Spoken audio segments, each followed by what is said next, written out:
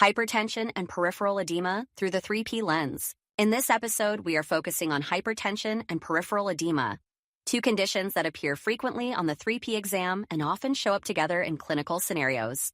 Hypertension is not just a blood pressure number. It is a chronic condition involving increased systemic vascular resistance and long-term changes to the vasculature.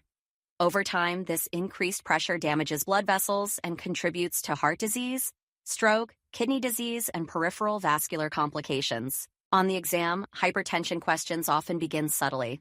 A mildly elevated blood pressure reading, a client with headaches, fatigue, or no symptoms at all.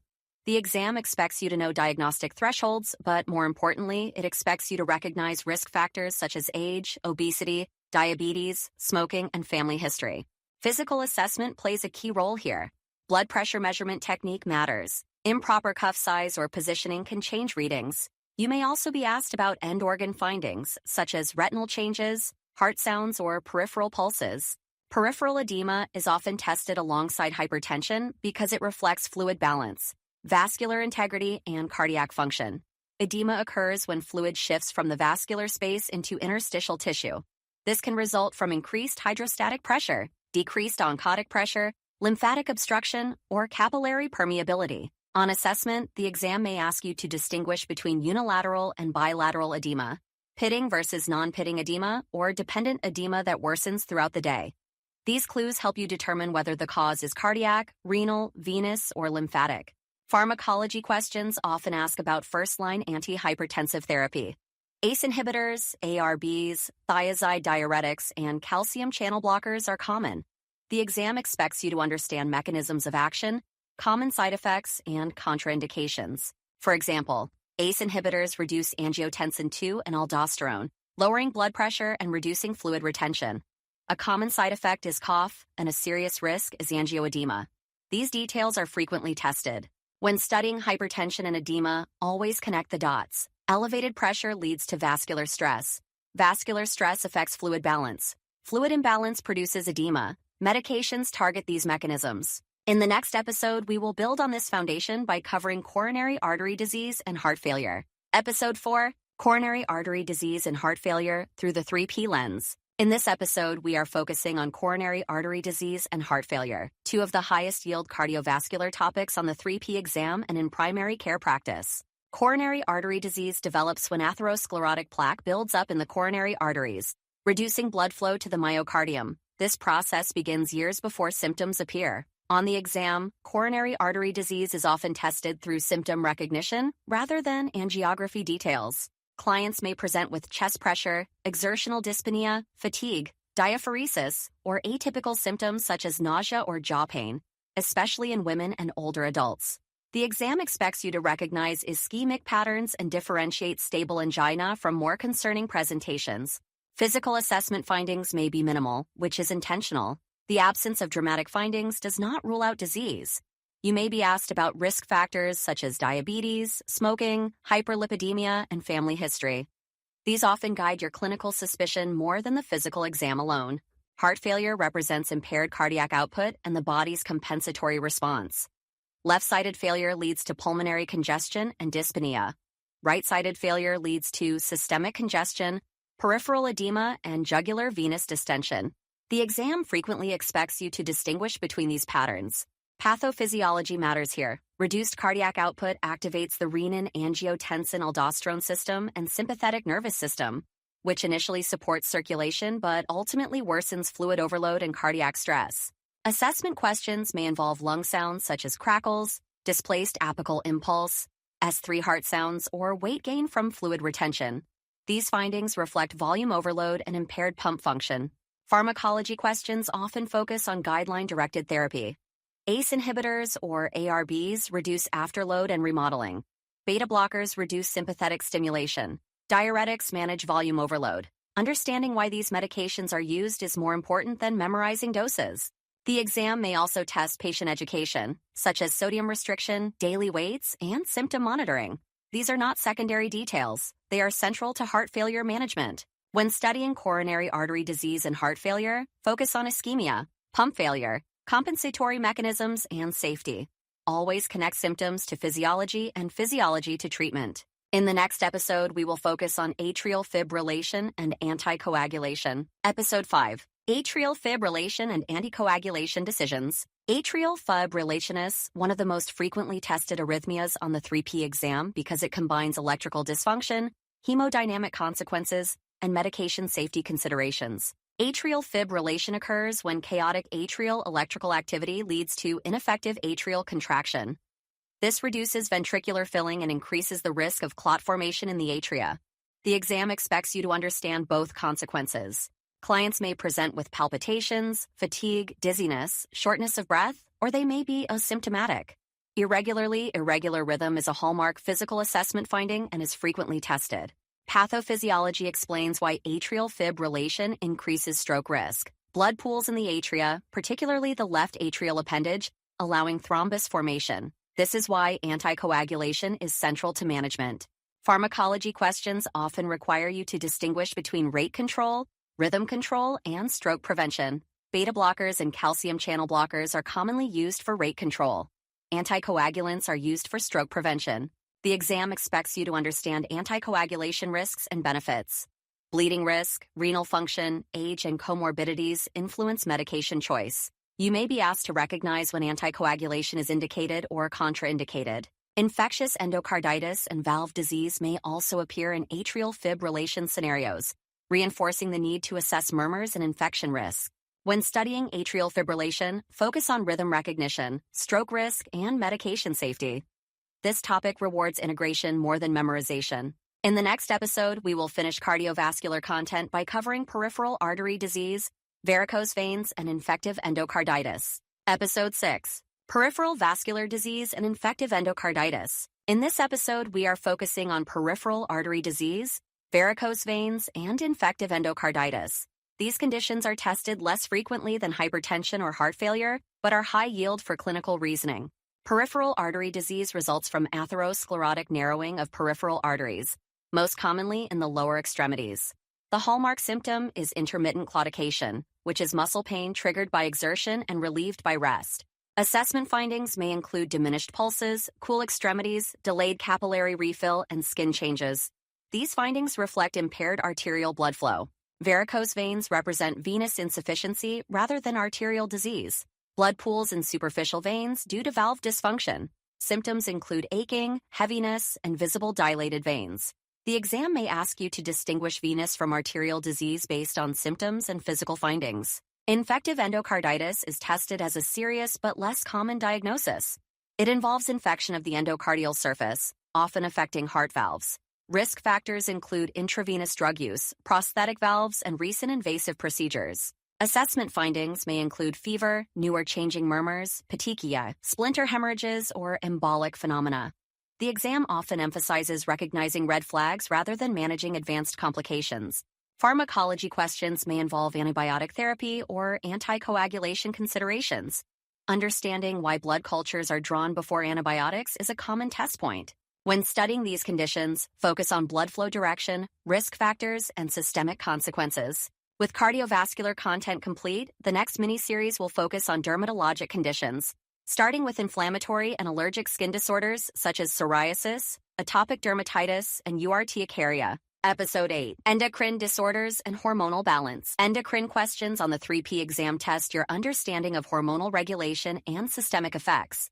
These questions often span multiple body systems because hormones influence metabolism, growth, reproduction, and energy balance. Diabetes mellitus is a core focus. The exam expects you to understand insulin resistance, insulin deficiency, and the consequences of chronic hyperglycemia. This includes recognizing symptoms, interpreting labs, and selecting appropriate medications. Thyroid disorders are also common. Hypothyroidism reflects reduced metabolic activity, while hyperthyroidism reflects excessive metabolic stimulation. Myxedema and thyroid storm represent extremes that require prompt recognition. Physical assessment findings may include weight changes, skin and hair changes, heart rate abnormalities, and temperature intolerance. These findings reflect underlying hormonal imbalance. Pharmacology questions often involve hormone replacement, glucose-lowering agents, or medications that suppress hormone production. Understanding mechanisms of action helps you predict side effects and monitoring needs. Endocrine questions reward clear thinking and pattern recognition. When studying, focus on diabetes, thyroid disorders, and polycystic ovarian syndrome. Always link labs, symptoms, and treatment.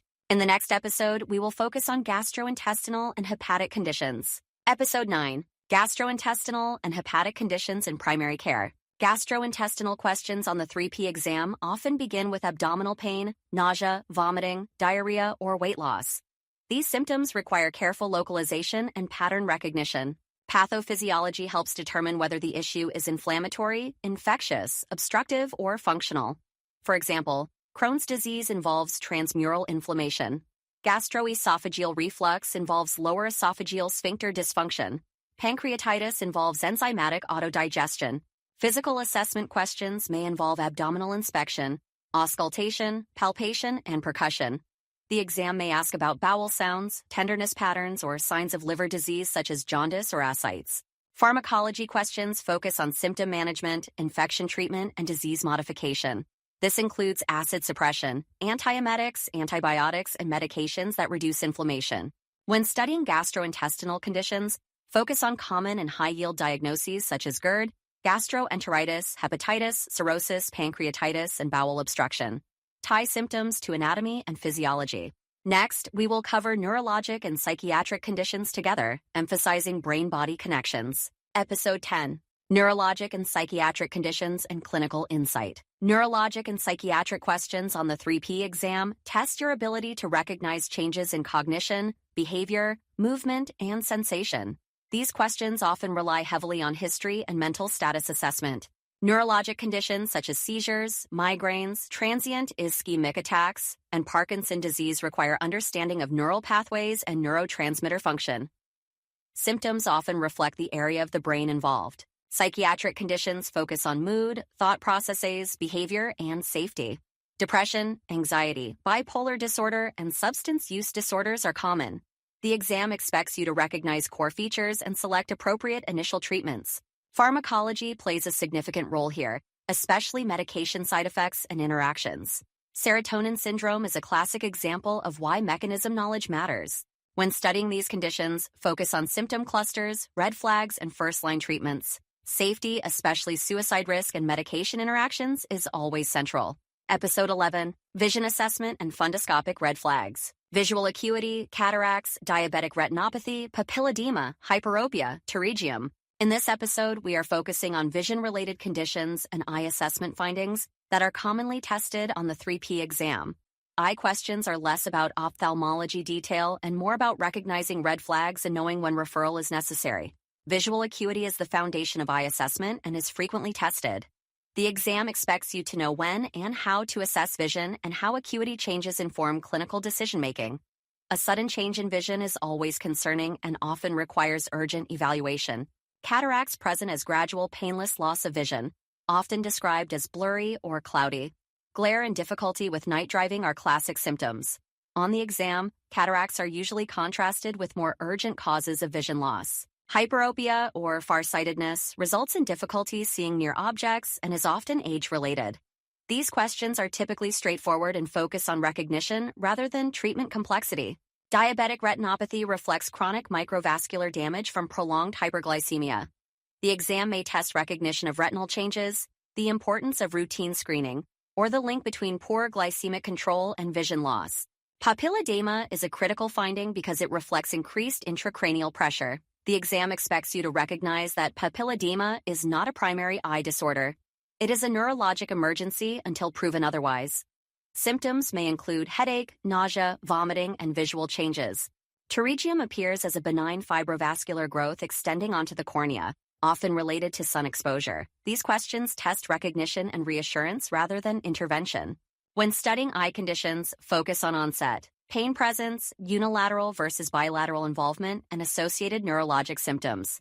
These clues guide urgency. Next, we will focus on ear disorders, vertigo, and ototoxicity. Episode 12, Ear Disorders, Vertigo, and Ototoxicity. Hearing loss, vertigo, ototoxicity. Ear-related questions on the 3P exam test your ability to distinguish between conductive and sensorineural hearing loss and to recognize vestibular involvement. Hearing loss may present gradually or suddenly. Conductive hearing loss involves impaired sound transmission, while sensorineural loss involves inner ear or nerve damage. The exam often expects you to recognize patterns rather than perform advanced diagnostics. Vertigo is a common complaint and is frequently tested. The key question is whether the vertigo is peripheral or central.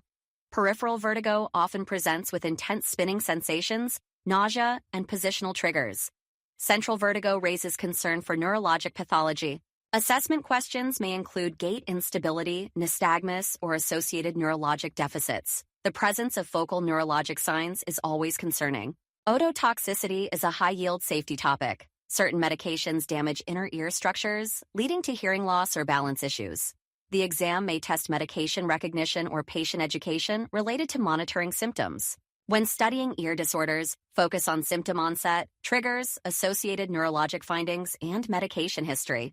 Next, we will cover nasal and sinus disorders. Episode 14, Diabetes mellitus across the lifespan. In this episode, we are focusing on diabetes mellitus, one of the most heavily tested endocrine conditions on the 3P exam and one of the most common diagnoses in primary care. Diabetes mellitus is characterized by chronic hyperglycemia resulting from insulin deficiency, insulin resistance, or both. The exam expects you to understand the differences between type 1 and type 2 diabetes, but more importantly, it expects you to recognize patterns of dysglycemia and associated complications. Clients may present with polyuria, polydipsia, polyphagia, fatigue, blurred vision, or recurrent infections. Some clients are asymptomatic and diagnosed through routine screening. The exam often tests recognition of both symptomatic and silent disease. Assessment questions may involve body mass index, blood pressure, skin findings such as acanthosis nigricans, or neuropathic symptoms. These findings reflect insulin resistance and long-term vascular damage. Pathophysiology explains why chronic hyperglycemia damages small and large blood vessels, leading to complications such as diabetic retinopathy, nephropathy, neuropathy, and cardiovascular disease. Pharmacology questions focus on medication selection and safety. The exam expects you to understand mechanisms of action, hypoglycemia risk, weight effects, and renal considerations. Insulin, oral agents, and injectable therapies may all be tested. Monitoring is a major emphasis. You may be asked about hemoglobin A1C interpretation, glucose targets, or patient education related to self-monitoring. These are core components of diabetes management. When studying diabetes, focus on recognizing hyperglycemia, understanding complications, and choosing safe, individualized treatment. Next, we will focus on thyroid disorders and metabolic extremes. Episode 15.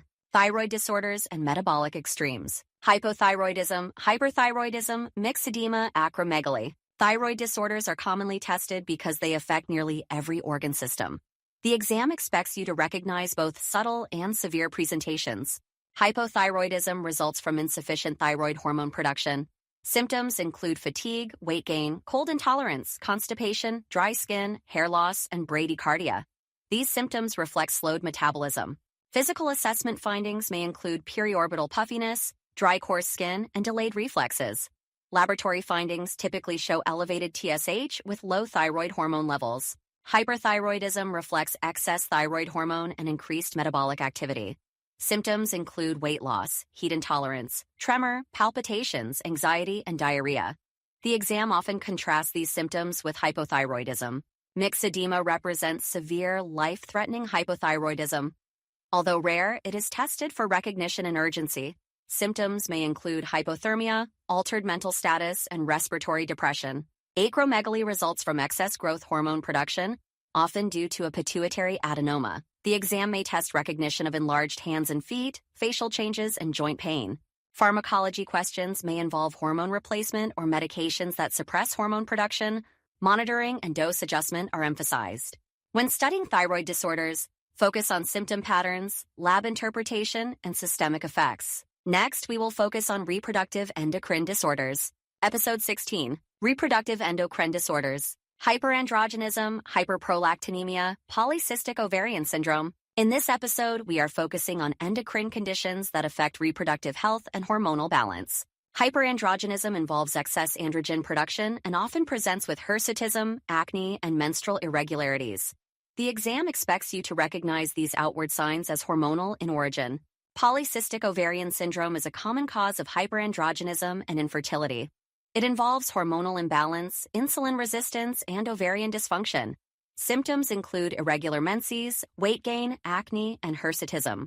Assessment questions may include menstrual history, body mass index, and skin findings. Pathophysiology explains the link between insulin resistance and androgen excess. Hyperprolactinemia results from elevated prolactin levels, often due to pituitary adenomas or medication effects. Symptoms may include galactorrhea, amenorrhea, or infertility. Pharmacology questions may involve hormonal regulation, insulin sensitizing agents, or dopamine agonists. Safety and monitoring are emphasized.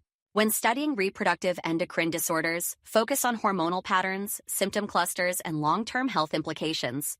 With Endocrine Complete, the next mini-series will focus on gastrointestinal disorders, beginning with abdominal pain and infectious GI conditions. Episode 17, Abdominal Pain and Infectious Gastrointestinal Disorders. Abdominal pain, gastroenteritis, giardiasis, and terobiasis. In this episode, we are focusing on abdominal pain and infectious gastrointestinal disorders, which are common on the 3P exam because they require careful assessment and clinical reasoning rather than immediate assumptions. Abdominal pain is one of the most frequent presenting complaints in primary care. The exam expects you to approach abdominal pain systematically, considering location, onset, duration, character, and associated symptoms. Pain location often provides the strongest diagnostic clue. Infectious gastroenteritis typically presents with acute onset of diarrhea, nausea, vomiting, abdominal cramping, and sometimes fever. The exam often tests supportive care versus unnecessary antibiotic use. Most cases are viral and self-limited. Assessment questions may focus on hydration status, frequency of stools, recent travel, sick contacts, or food exposure. Signs of dehydration are especially important to recognize. Giardiasis is a parasitic infection associated with contaminated water exposure. It often presents with foul-smelling, greasy stools, bloating, and chronic diarrhea. Weight loss may occur. The exam expects you to recognize persistent symptoms and travel or camping history. Treatment requires antiparasitic medication, not supportive care alone. Enterobiasis, or pinworm infection, is most common in children. It presents with perianal itching, especially at night. The exam often tests recognition based on symptom timing rather than stool studies. Treatment involves antiparasitic medication and treatment of close contacts. Reinfection prevention is a key education point. When studying infectious GI disorders, focus on exposure history, stool characteristics, duration of symptoms, and hydration assessment. Next, we will focus on reflux, obstruction, and structural gastrointestinal disorders. Episode 18, Reflux, Obstruction, and Motility Disorders. Gastroesophageal reflux disease, small bowel obstruction, pyloric stenosis. In this episode, we are focusing on disorders involving impaired gastrointestinal motility and obstruction. Gastroesophageal reflux disease results from dysfunction of the lower esophageal sphincter, allowing gastric contents to reflux into the esophagus. Symptoms include heartburn, regurgitation, and chest discomfort. The exam often tests symptom timing, such as worsening after meals or when lying flat. Alarm symptoms such as dysphagia, weight loss, or bleeding require further evaluation. Pharmacology questions focus on acid suppression and lifestyle modification. The exam expects you to understand why certain medications reduce symptoms and when escalation is appropriate. Small bowel obstruction presents with abdominal pain, distension, vomiting, and inability to pass stool or gas. The exam often tests recognition of obstructive patterns and urgency rather than imaging details. Assessment questions may include high-pitched bowel sounds or abdominal distension. Surgical history is a key risk factor. Pyloric stenosis is primarily a pediatric diagnosis. It presents with projectile, non-bilious vomiting in infants. The exam tests recognition of age and symptom pattern rather than management complexity. When studying obstruction and reflux disorders, focus on symptom progression, risk factors, and red flags. Next, we will focus on inflammatory and hepatobiliary conditions. Episode 19, Inflammatory and Hepatobiliary Disorders. Crohn's disease, hepatitis B, cirrhosis, pancreatitis. In this episode, we are focusing on chronic inflammatory and hepatobiliary conditions that require long-term management and careful monitoring. Crohn's disease is an inflammatory bowel disease characterized by transmural inflammation that can affect any part of the gastrointestinal tract. Symptoms include abdominal pain, chronic diarrhea, weight loss, and fatigue. The exam expects you to recognize systemic effects such as anemia or growth delay in younger clients. Extraintestinal manifestations may also be tested. Hepatitis B is a viral infection affecting the liver. The exam often tests transmission routes, screening, and long-term complications rather than acute management details. Cirrhosis represents end-stage liver disease resulting from chronic injury. Symptoms include jaundice, ascites, coagulopathy, and encephalopathy. The exam emphasizes recognition and complication monitoring. Pancreatitis presents with severe epigastric pain radiating to the back, nausea, and vomiting. Alcohol use and gallstones are common causes. The exam tests recognition and risk factor identification. When studying hepatobiliary conditions, focus on liver function implications, systemic manifestations, and safety considerations. With gastroenterology complete, the next mini-series will focus on hematology, beginning with anemia and red blood cell disorders. Episode 20, Anemia and Red Blood Cell Disorders. Anemia, iron deficiency anemia, pernicious anemia. In this episode, we are focusing on anemia and common red blood cell disorders, which are frequently tested on the 3P exam because they require interpretation of symptoms, labs, and underlying physiology. Anemia is defined as a reduction in red blood cells or hemoglobin, resulting in decreased oxygen carrying capacity. The exam expects you to recognize anemia clinically before you ever look at lab values. Common symptoms include fatigue, pallor, shortness of breath, dizziness, and exercise intolerance. Assessment questions may focus on mucosal pallor, tachycardia, or signs of chronic disease. The exam often tests anemia as a secondary finding rather than a chief complaint, requiring you to identify it during evaluation of another condition. Iron deficiency anemia is the most common type of anemia and results from inadequate iron intake, absorption issues, or chronic blood loss. On the exam, this often appears in the context of heavy menstrual bleeding, gastrointestinal bleeding, or pregnancy. Pathophysiology explains why iron deficiency leads to decreased hemoglobin synthesis. Laboratory findings typically show low hemoglobin, low ferritin, and microcytic red blood cells. The exam expects you to recognize this pattern. Pharmacology questions may involve iron supplementation and patient education. The exam often tests absorption considerations, such as taking iron with vitamin C and avoiding concurrent calcium intake. Pernicious anemia results from vitamin B12 deficiency due to impaired absorption, often related to intrinsic factor deficiency. Symptoms may include fatigue as well as neurologic changes such as numbness, tingling, or gait instability. The exam frequently tests recognition of neurologic involvement as a differentiating feature.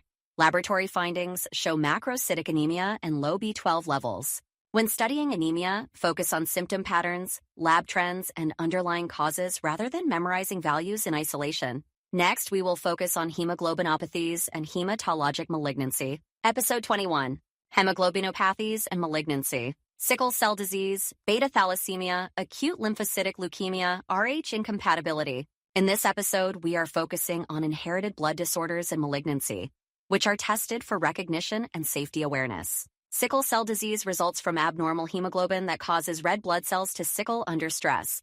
This leads to vaso-occlusion, pain crises, and organ damage. The exam expects you to recognize triggers such as dehydration, infection, and hypoxia. Assessment questions may involve pain episodes, anemia symptoms, or recurrent infections. Management focuses on prevention and supportive care rather than acute intervention details. Beta thalassemia involves impaired hemoglobin synthesis, leading to chronic anemia. The exam often tests recognition based on family history, ethnicity, and microcytic anemia that does not respond to iron therapy. Acute lymphocytic leukemia is a malignancy of immature lymphoid cells. The exam tests recognition of red flags such as fatigue, pallor, bruising, recurrent infections, and bone pain, particularly in children. The goal is early recognition and referral, not oncologic management. Rh incompatibility is tested in pregnancy-related hematology. It occurs when an Rh-negative parent carries an Rh-positive fetus, leading to hemolysis in subsequent pregnancies if untreated. The exam expects you to understand prevention through immunoglobulin administration and recognize why timing matters. When studying hematologic disorders, focus on genetic patterns, symptom clusters, and prevention strategies. With hematology complete, the next mini-series will focus on neurology, beginning with headaches, migraines, and transient ischemic attacks. Episode 22, Headaches, Migraines, and Transient Ischemic Attacks. In this episode, we are focusing on headaches, migraines, and transient ischemic attacks, which are commonly tested on the 3P exam because they require careful differentiation and safety awareness. Headache complaints are frequent in primary care, and the exam expects you to distinguish benign from dangerous causes. The first step is pattern recognition. Duration, location, quality, associated symptoms, and neurologic findings all guide your thinking. Tension headaches typically present as bilateral, dull, pressure-like pain without neurologic symptoms. These are often related to stress and muscle tension. The exam usually includes them as a contrast diagnosis rather than the correct answer. Migraines present with recurrent, often unilateral throbbing pain and may be accompanied by nausea, vomiting, photophobia, or phonophobia. Some clients experience aura, which may include visual disturbances or sensory changes. Assessment questions may focus on triggers, family history, and functional impairment. The exam expects you to recognize migraines based on symptom clusters rather than imaging findings. Transient ischemic attacks represent temporary neurologic deficits caused by brief interruption of cerebral blood flow. Symptoms resolve completely, but the risk of stroke is high. The exam emphasizes that TIAs are medical warnings, not benign events. Symptoms may include unilateral weakness, speech difficulty, vision changes, or facial droop.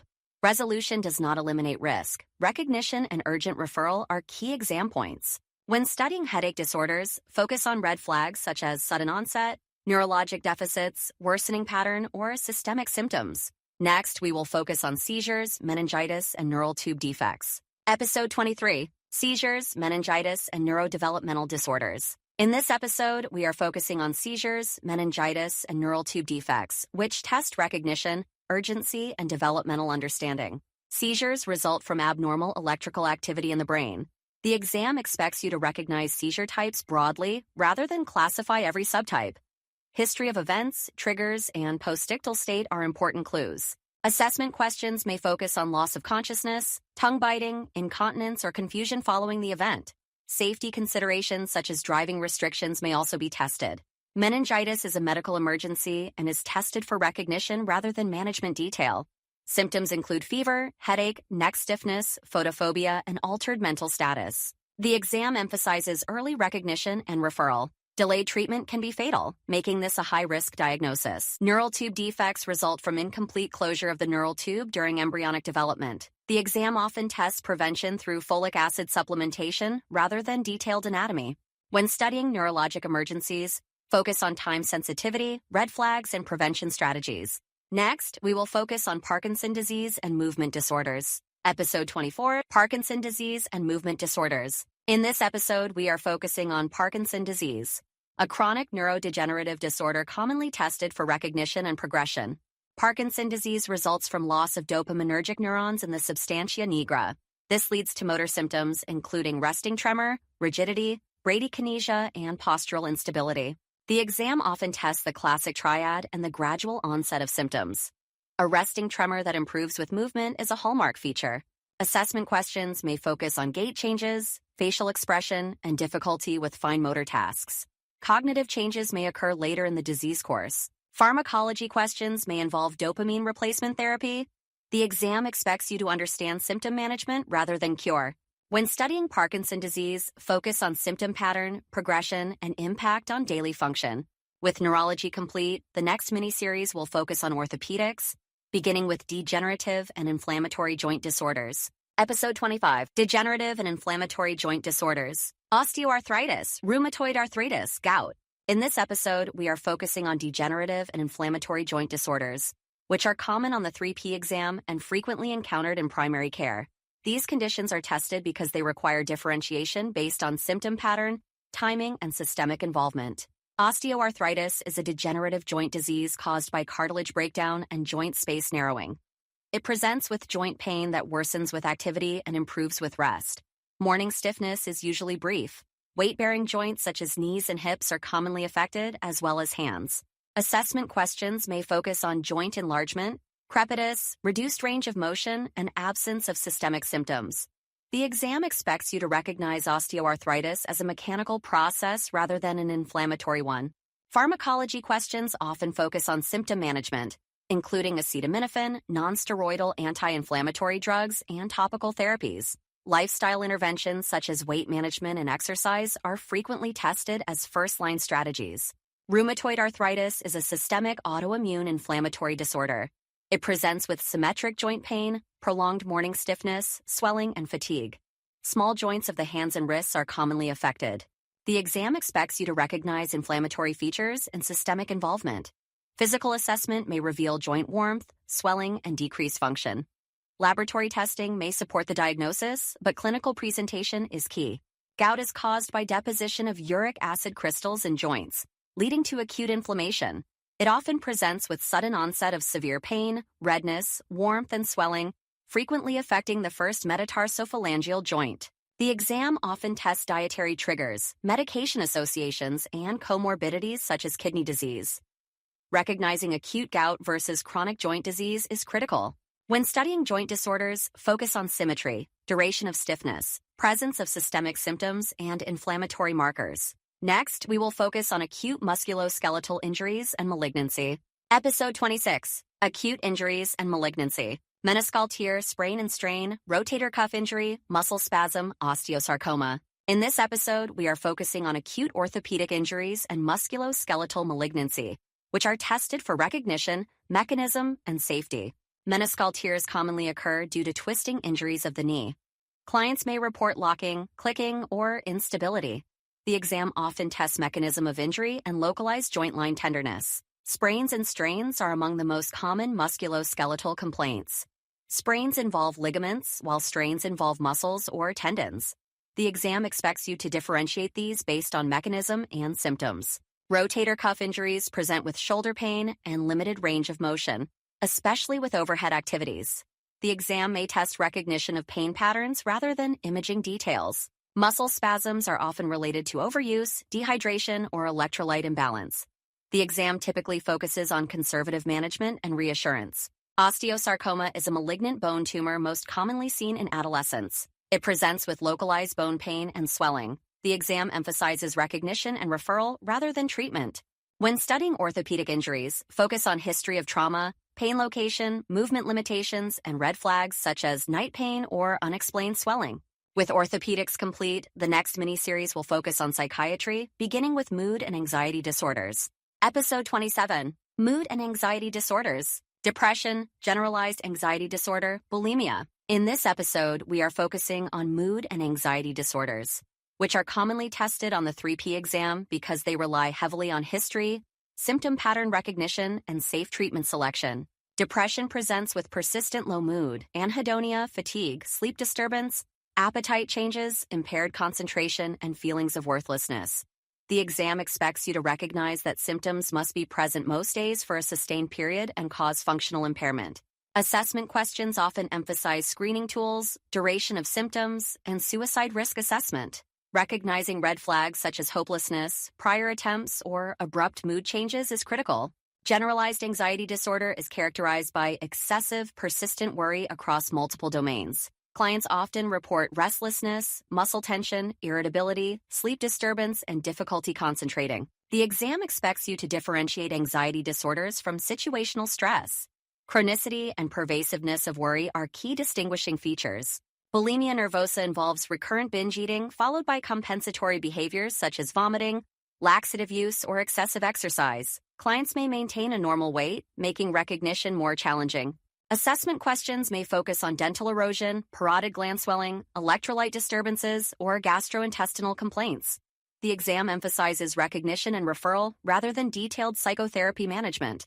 Pharmacology questions often involve antidepressants and anxiolytics. The exam expects you to understand basic mechanisms, side effects, and safety concerns, especially regarding overdose risk and interactions.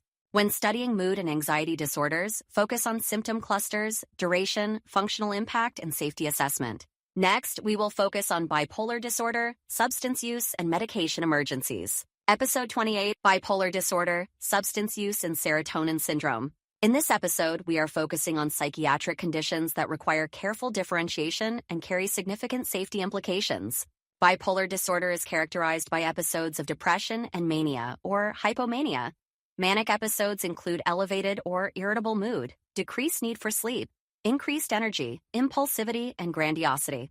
The exam expects you to recognize that antidepressants alone can precipitate mania in individuals with bipolar disorder. This is a key safety concept frequently tested. Substance use disorders involve maladaptive patterns of use leading to impairment or distress. The exam may test recognition of intoxication, withdrawal, or long-term consequences rather than diagnostic criteria. Assessment questions may focus on tolerance, withdrawal symptoms, and impact on daily functioning. Screening and non-judgmental history taking are emphasized. Serotonin syndrome is a medical emergency caused by excessive serotonergic activity, often due to medication interactions. Symptoms include agitation, confusion, hyperthermia, diaphoresis, tremor, and hyperreflexia. The exam expects you to recognize serotonin syndrome quickly and identify causative medications. Early recognition and discontinuation of offending agents are key. When studying psychiatric emergencies, focus on medication safety, symptom escalation, and urgency. With Psychiatry Complete, the next mini-series will focus on respiratory disorders, beginning with asthma and chronic obstructive pulmonary disease. Episode 29, Asthma and Chronic Obstructive Pulmonary Disease. In this episode, we are focusing on asthma and chronic obstructive pulmonary disease, two of the most frequently tested respiratory conditions on the 3P exam because they require differentiation, long-term management, and medication safety awareness. Asthma is a chronic inflammatory airway disease characterized by reversible bronchoconstriction. Clients often present with episodic wheezing, shortness of breath, chest tightness, and cough that may worsen at night, or with triggers such as allergens, exercise, or cold air. Assessment questions may focus on symptom variability, trigger identification, and response to bronchodilators. The exam expects you to recognize asthma as an inflammatory condition even when symptoms are intermittent. Pharmacology questions often involve distinguishing rescue medications from controller therapies. Short-acting bronchodilators provide rapid relief, while inhaled corticosteroids reduce airway inflammation and prevent exacerbations. Understanding this distinction is a key exam concept. Chronic obstructive pulmonary disease involves irreversible airflow limitation, most commonly caused by smoking. Symptoms include chronic cough, sputum production, and progressive dyspnea. The exam often tests differentiation between asthma and COPD based on age of onset, reversibility, and smoking history. Assessment findings may include diminished breath sounds, prolonged expiration, and use of accessory muscles. Pharmacologic management focuses on bronchodilation and symptom control. Oxygen therapy safety and monitoring are also commonly tested. When studying obstructive lung diseases, focus on reversibility, triggers, and medication roles rather than memorizing regimens. Next, we will focus on infectious and pleural respiratory conditions. Episode 30, Infectious and Pleural Lung Disorders, Community-Acquired Pneumonia, Pneumonia, Tuberculosis, Empyema, Pleural Effusion, Hemoptysis, Pertussis, Croup. In this episode, we are focusing on infectious and pleural lung conditions that require strong assessment skills and safety awareness. Pneumonia presents with cough, fever, dyspnea, and chest discomfort. The exam often tests recognition of community-acquired pneumonia and appropriate initial management rather than pathogen identification. Assessment findings may include crackles, bronchial breath sounds, or dullness to percussion. Severity assessment and risk stratification are emphasized. Tuberculosis is tested for recognition, risk factors, and screening rather than treatment complexity. Chronic cough, weight loss, night sweats, and hemoptysis are classic features. Empyema and pleural effusion involve fluid accumulation in the pleural space. Assessment questions may focus on asymmetric breath sounds, chest pain, and dyspnea. Hemoptysis is tested as a red flag symptom. The exam expects you to recognize when further evaluation is required rather than attribute it to benign causes. Pertussis and croup are pediatric respiratory infections. Pertussis presents with prolonged coughing fits, while croup presents with a barking cough and inspiratory stridor. Age and symptom pattern are key differentiators. When studying respiratory infections, focus on symptom duration, severity, and red flags. With Respiratory Complete, the next mini-series will focus on women's health. Episode 31, Women's Health Across the Lifespan. Premenstrual syndrome, dysmenorrhea, amenorrhea, menopause, contraception. In this episode, we are focusing on common women's health conditions tested on the 3P exam that rely heavily on history, hormonal understanding, and patient education. Premenstrual syndrome presents with cyclical physical and emotional symptoms occurring in the luteal phase of the menstrual cycle. The exam often tests recognition and conservative management strategies. Dysmenorrhea involves painful menstruation and may be primary or secondary. Assessment questions may focus on symptom timing, severity, and impact on daily function. Amenorrhea may be primary or secondary. The exam expects you to consider pregnancy, hormonal imbalance, stress, weight changes, and systemic illness as potential causes. Menopause presents with vasomotor symptoms, sleep disturbance, mood changes, and vaginal dryness. The exam often tests symptom recognition and counseling rather than hormone dosing. Contraception questions focus on mechanism, safety, contraindications, and patient-specific factors. Understanding estrogen-related risks is a key test point. When studying women's health, focus on hormonal patterns, reproductive stages, and shared decision-making. Next, we will focus on breast cancer and gynecologic red flags. Episode 32, Breast Cancer and Gynecologic Red Flags. In this episode, we are focusing on breast cancer and serious gynecologic conditions that require early recognition and referral. Breast cancer is tested for screening guidelines, risk factors, and recognition of concerning findings. The exam expects you to recognize non-tender masses, skin changes, nipple retraction, or unilateral discharge as red flags. Assessment questions may focus on age-appropriate screening and family history. Early detection and referral are emphasized. Gynecologic red flags may include postmenopausal bleeding, unexplained pelvic pain, or abnormal discharge. The exam tests recognition rather than management detail. When studying oncologic conditions, focus on screening, early signs, and urgency. Next, we will move into men's health. Episode 33, Men's Health. Benign prostatic hyperplasia, prostatitis, erectile dysfunction, hydrocele, testicular torsion, penile cancer, epididymitis. In this episode, we are focusing on men's health conditions that are tested through urinary, reproductive, and sexual health complaints. Benign prostatic hyperplasia presents with urinary hesitancy, weak stream, and nocturia. The exam tests recognition and differentiation from infection or malignancy. Prostatitis presents with pelvic discomfort, urinary symptoms, and sometimes fever. Acute presentations require urgent evaluation. Erectile dysfunction may be vascular, neurologic, psychological, or medication-related. The exam often tests association with cardiovascular disease. Testicular torsion is a surgical emergency. Sudden onset unilateral testicular pain requires immediate referral. Recognition is critical. Hydrocele presents as painless scrotal swelling. Penile cancer is tested for recognition of non-healing lesions. Epididymitis presents with gradual onset scrotal pain and swelling, often associated with infection. With Men's Health complete, the next mini-series will focus on pregnancy. Episode 34, Normal Pregnancy, Dating, and Fetal Growth. In this episode, we are focusing on normal pregnancy, gestational dating, and fetal growth, all of which are commonly tested on the 3P exam because they reflect baseline competency in prenatal care. Pregnancy assessment begins with confirmation and accurate dating. The exam frequently tests understanding of last menstrual period and gestational age calculation. Knowing how to estimate due date and fetal age is foundational. Nagel's rule is often tested conceptually. You are expected to understand how pregnancy dating guides screening, monitoring, and anticipatory guidance. Fundal height measurement is a key physical assessment skill. The exam may ask when fundal height should correlate with gestational age, and when discrepancies suggest growth abnormalities or dating errors. Normal fetal growth and development across trimesters is tested broadly. The exam expects you to recognize milestones rather than memorize weeks and days. Understanding when organ systems develop and when fetal movement is expected is sufficient. Prenatal care questions often emphasize routine screening, nutrition, and counseling rather than high-risk management. Safety, reassurance, and early detection are central themes. Next, we will focus on pregnancy complications and infections. Episode 35, Pregnancy Complications and Infections. Preeclampsia, hypertension in pregnancy, placenta.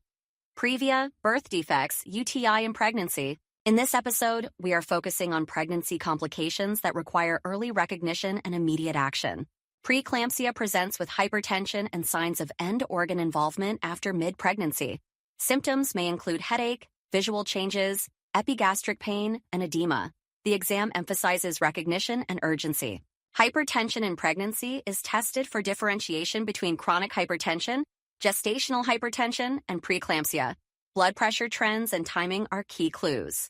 Placenta previa presents with painless vaginal bleeding in late pregnancy. The exam expects you to recognize this as an obstetric emergency requiring immediate referral. Urinary tract infections in pregnancy are tested because untreated infection increases the risk of complications. The exam emphasizes screening, treatment, and medication safety. Birth defects may be tested in relation to risk factors, medication exposure, or folic acid deficiency. Prevention and counseling are emphasized over diagnosis. When studying pregnancy complications, focus on timing, symptoms, and maternal fetal safety. With pregnancy complete, we will move into urology. Episode 36, Urologic Disorders, Urinary Tract Infection, Incontinence, Enuresis, Renal Insufficiency, End-Stage Renal Disease. In this episode, we are focusing on urologic conditions that are common across the lifespan and frequently tested on the 3P exam. Urinary tract infections present with dysuria, frequency, urgency, and suprapubic discomfort. The exam often tests differentiation between uncomplicated and complicated infections. Incontinence may be stress, urge, or overflow. The exam expects you to recognize symptom patterns rather than perform urodynamic testing. Enuresis is tested primarily in pediatrics. Nighttime bedwetting beyond expected developmental age requires reassurance or evaluation depending on context. Renal insufficiency presents with decreased kidney function and may be asymptomatic early. The exam often tests recognition through lab interpretation and medication safety. End-stage renal disease represents severe, irreversible kidney failure.